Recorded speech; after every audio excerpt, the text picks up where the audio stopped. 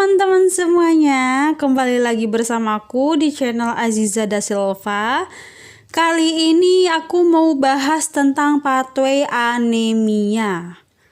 Nah, sebelum kita membahas pathway anemia, kita pahami terlebih dahulu ya pengertian dari penyakit anemia. Menurut Schmelzer, Susan, tahun 2001, anemia adalah istilah yang menunjukkan rendahnya hitung sel darah merah dan hematokrit di bawah normal. Secara fisiologis, anemia terjadi apabila terdapat kekurangan jumlah hemoglobin untuk mengangkut oksigen ke jaringan. Oke, untuk pembahasan pathway-nya, ada beberapa hal yang menyebabkan terjadinya anemia. Di antaranya ada perdarahan, adanya kerusakan pada sel darah merah, ataupun karena produksi sel darah merah pada tubuh ini tidak cukup banyak.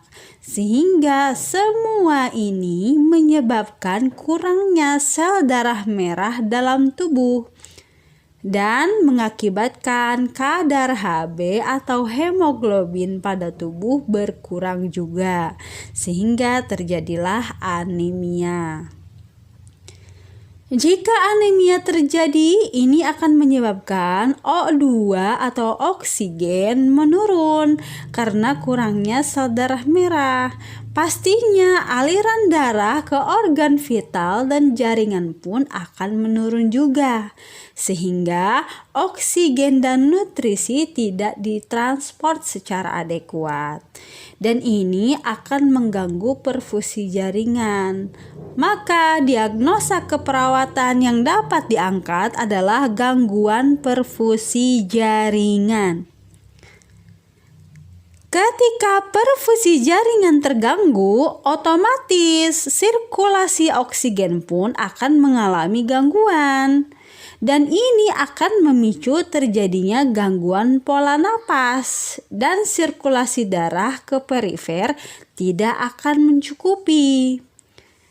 Ketika sirkulasi darah ke perifer tidak cukup, hal ini akan menimbulkan pucat dan sianosis. Begitu juga akan terasa dinginnya pada bagian perifer dan capillary refill akan tampak lambat. Sirkulasi oksigen terganggu akan menimbulkan gangguan pola napas, ditandai dengan dyspnea atau sesak napas, dan napas akan tampak terlihat pendek. Maka diagnosa keperawatan yang dapat diangkat adalah pola napas tidak efektif. Anemia juga menyebabkan hipoksia, yang mana kadar oksigen pada jaringan tubuh menurun, sehingga suplai oksigen atau natrium ke jaringan menurun dan menimbulkan gangguan pada pengiriman oksigen ataupun nutrisi pada jaringan tubuh. Ketika pengiriman oksigen pada jaringan tubuh terganggu, ini akan menyebabkan perubahan pembentukan ATP atau perubahan pembentukan energi, yang mana energi yang dihasilkan berkurang dan fisik menjadi lemah, cepat lelah, lemas, dan pusing. Maka diagnosa keperawatan yang dapat diangkat adalah intoleransi aktivitas.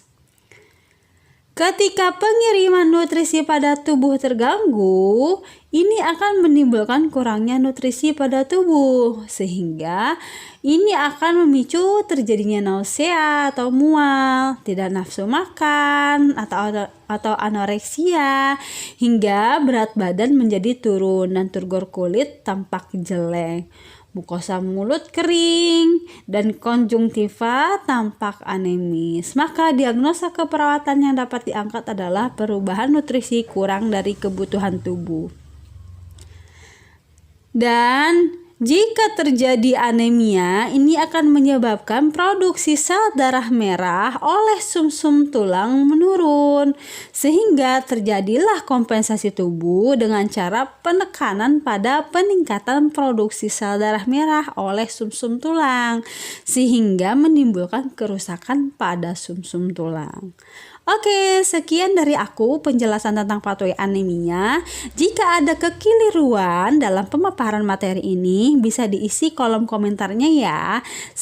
Dan semoga ya videonya bermanfaat untuk kalian semua. And next, kita ketemu di video pathway penyakit lainnya. Jangan lupa subscribe channelnya dan dukung selalu. See you next video. Salam sehat selalu. Bye-bye.